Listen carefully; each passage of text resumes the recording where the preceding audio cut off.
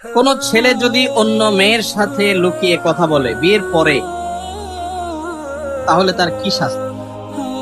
বিয়ের পরে মানে বিবাহিত লোককে কাম করছে, ডেঞ্জারাস কথা। বিবাহিত মানুষ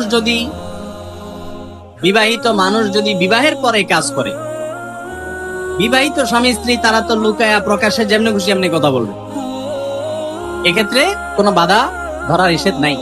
স্বামী স্ত্রীর মধ্যে সম্পর্ক যত নিবিড় হবে, ইমানদার হিসাবে প্রত্যেকটা মুসলমান তত খুশি হওয়া উচিত।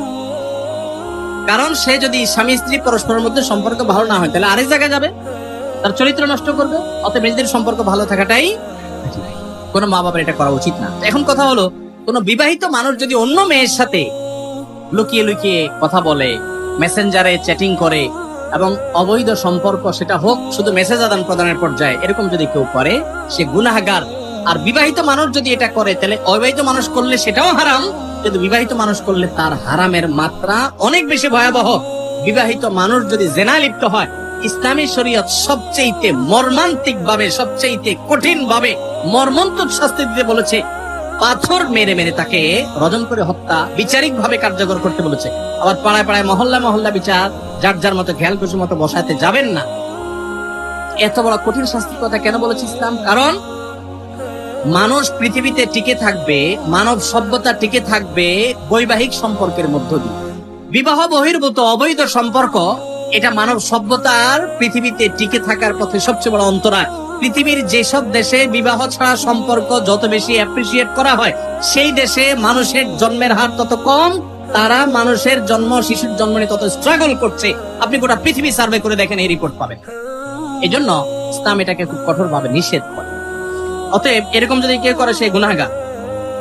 কোরআন মাজিদে অনেক আয়াতে আছে পৃথিবী 6 দিনে, কোথাও আছে 4 দিনে, কোথাও 2 দিনে সৃষ্টি করেছেন। এ সম্পর্কে বিস্তারিত জানানো উপকৃত হবে। দেখুন, আল্লাহ সুবহানাহু ওয়া তাআলা কোরআন কারীমে বলেছেন, ইন্না রাব্বাকুমুল্লাহুল্লাযী খালাকাস সামাওয়াতি ওয়াল আরদা ফি সিত্তাতি আইয়াম। আল্লাহ তাআলা নবমণ্ডল ভূমণ্ডল সৃষ্টি করেছেন 6 দিনে। কয় দিনে সৃষ্টি করেছেন? যেখানে 2 দিন 4 দিনের কথা বলা আছে, সেখানে উদ্দেশ্য হলো আল্লাহ তাআলা নবমণ্ডল 2 দিনে, ভূমণ্ডল 2 দিনে, আকাশ 2 দিনে, পাতাল 2 দিনে সৃষ্টি করেছেন।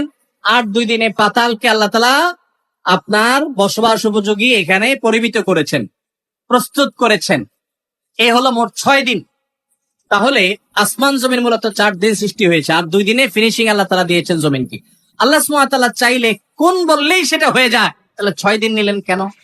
এই প্রশ্ন উত্তরে মুফাসসিরগণ অনেক জবাব দিয়েছেন। তার ভিতরে একটা জবাব এটাও যে আল্লাহ রাব্বুল আলামিন মানুষকে কাজের ধারাবাহিকতা শিক্ষা দেওয়ার জন্য এই সময় নিয়েছেন। যে পৃথিবীতে তোমরা যখন কাজ করবে, তো অনেক কাজ আছে যেগুলো সময় সাপেক্ষ, যেগুলো ধারাবাহিকতা রক্ষা করে করতে হয়, সিরিয়াল মেনটেন করে করতে হয়, ধীরে সুস্থে করতে হয়। এই শিক্ষাটা অর্জন করবার জন্য মানুষকে যেন সুযোগ পায়, সেজন্য আল্লাহ তাআলা এটা করেছেন। আল্লাহ চাইলে কোন বললেই সেটি হয়ে যায়।